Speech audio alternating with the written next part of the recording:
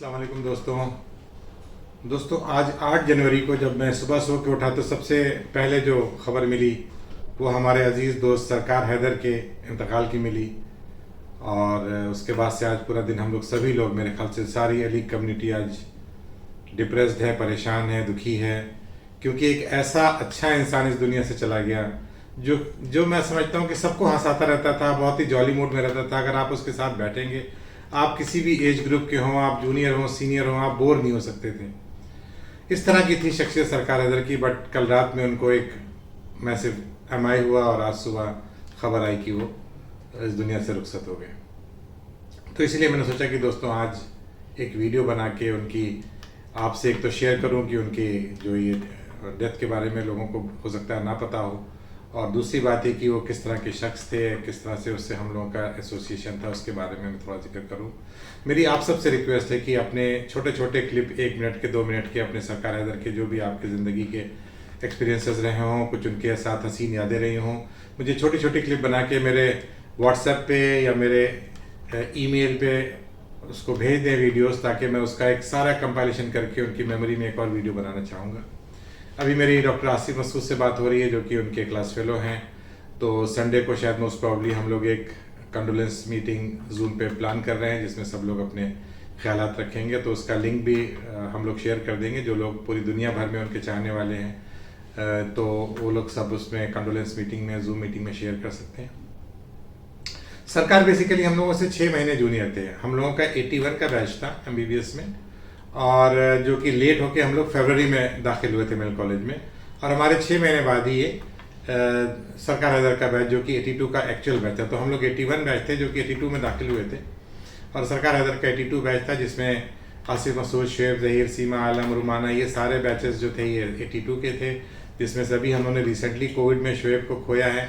तो ये 2 medicine department के हमारे 2 जिसे कहिए स्टार वार्ड्स इस दुनिया से रुखसत हो गए। सबके लिए बहुत अफसोस की बात है। अल्लाह से यही दुआ है कि अल्लाह उनकी मग़फ़िरत करे और उनको जन्नतुल फिरदौस में जगह अता फरमाए।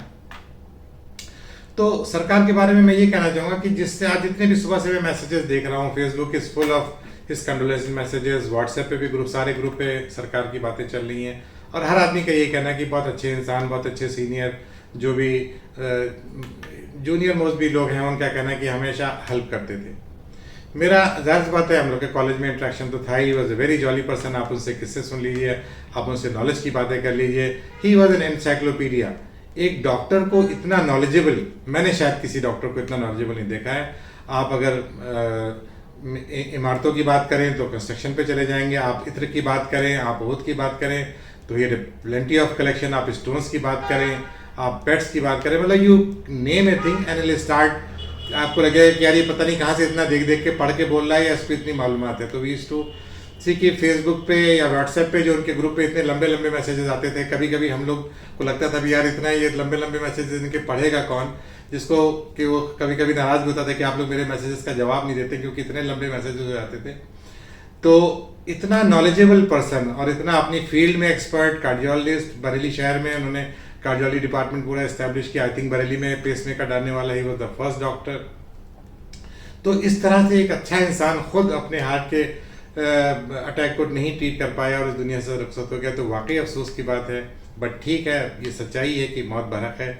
हम सबको इस दुनिया से जाना है, ये सच्चाई है और इसमें कोई बिलीव नहीं करता। जिसका जब नंबर आएगा वो चला जाएगा। जब अपने दोस्त जाते हैं तो ज़ाहिर सी बात है अफसोस होता है, दुख होता है। उनकी वाइफ जो शगुफ्ता यास्मीन, वो भी हमारी जूनियर ही हैं और वो लोग बैचमेट थे। उनके लिए भी, और उनकी बेटियां, 2 बेटियां हैं और एक बेटा है अब्दुल्ला। जब अब्दुल्ला से मेरी सुबह बात हुई है, और जाहिर सी बात है सब लोग शॉक्ड हैं बिल्कुल, क्योंकि किसी ने सोचा नहीं था कि एक हादसा एकदम से हो जाएगा। तो आज शाम को उनका जो शहर है बरेली के पास, जो उनकी जगह है सैथल, वहाँ पर उनको सुपुर्द खाक कर दिया गया। और हम लोग इंशाल्लाह संडे में जूम मीटिंग प्लान कर रहे हैं। मेरा इंटरेक्शन कॉलेज के अलावा मैं बताऊँ कि जब मैं सऊदी अरेबिया से लौट के आया हूँ 2002 में, मैंने बरेली में मेडिकल कॉलेज ज्वाइन किया था। SRMS जो भी मेडिकल कॉलेज है वहाँ पर एज ए HOD पीडियाट्रिक्स में गया था। और सरकार हैदर क्योंकि बरेली में थे तो मेरी मुलाकात हुई, और उस ज़माने में वर्ल्ड कप भी आने वाला था। तो हमारे कॉलेज में कहीं डिश वगैरह नहीं थी, और तो हम लोगों ने सरकार हैदर के ही घरों पे जाके, हमने घर पे जाके हम लोग के सारे डॉक्टर, जितने भी नए डॉक्टर्स हमारे साथ गए थे, सारे उसके घर में बैठ के वर्ल्ड कप, फुटबॉल का वर्ल्ड कप हम लोगों ने देखा था 2002 का। और अक्सर जैसे मैं बड़ा खुश था क्योंकि मैं बाहर से नौकरी छोड़ के आया था इंडिया में रहने के लिए और मेरे मेडिकल कॉलेज का जॉब ऑफर हो गया था, ठीक ठाक मुझे सैलरी मिल रही थी। तो उसने पूछा कि वकार भाई आपको कितनी सैलरी दे रहे हैं, तो मैंने बताया एक्स अमाउंट, इतना अमाउंट दे रहा हूँ, जो कि मुझे लगा कि ठीक ठाक है तो पैसा इंडिया में मिल रहा है। अगर तो कल गए आपको कुछ नहीं पे कर रहे, इतना पैसा तो आप एक दिन में कमा सकते हैं, प्राइवेट प्रैक्टिस में जाइए, नौकरी छोड़िए। तो दोस्तों मैं वाकई उसकी बात का मुझे इतना असर हुआ, फिर मैंने 2 साल वहाँ करके मैंने लखनऊ में आया, मैंने अपना इस्टेब्लिश किया। एंड ही वॉज ट्रू कि अपना अगर आपको डॉक्टर्स के लिए अगर आपको अपनी नौकरी करनी है तो एकेडमिक्स में जाना है तो ठीक है, बट क्योंकि मैं सऊदी अरब में 9 साल था, I was in non academics, तो अगर अब आके मैं एकेडमिक्स में पीछे ही हो जाता, तो मैंने अपना जब से सेटअप खोला है तो it was no looking back.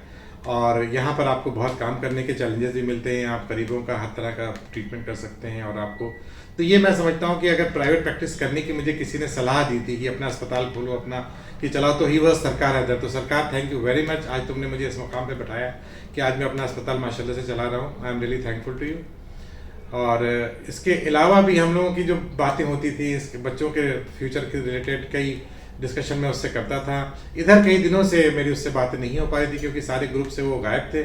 और रिसेंटली क्योंकि फर्स्ट को मैं जिम कॉर्बेट से लौट रहा था, मैं बरेली रुका भी था, मेरा दिल चाहा कि मैं सरकार को फ़ोन करूं। मैंने कहा अगर मैं फ़ोन करूंगा तो ये घर पे बुलाएगा, और हम लोग ऑलरेडी जर्नी में लेट हो रहे थे तो मेरी मुलाकात नहीं हुई।